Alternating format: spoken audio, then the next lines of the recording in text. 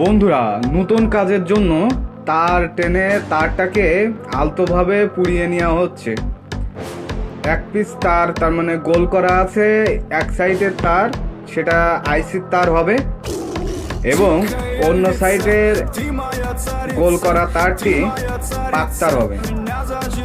যেহেতু আমাদের প্রত্যেকটি কাজে তারের প্রয়োজন হয়, সেহেতু তারের কাজ আগে করতে হয়। তো বর্তমানে যে তারটি হাতে দেখছেন সেটি হবে পাক তার।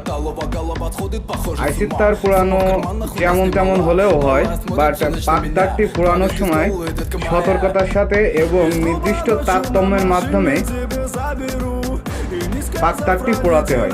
কেননা পাক তারের কোনো অংশে যদি কম পোড়া লাগে বা কোনো অংশে যদি বেশি পোড়া লাগে, তো সে সময় পাক তার তোলার পাক পেঁচানোর সময় তারটি কেটে যায়। তাই পাক তার তৈরি করার সময় সতর্কতা অবলম্বন করতে হয় বেশি।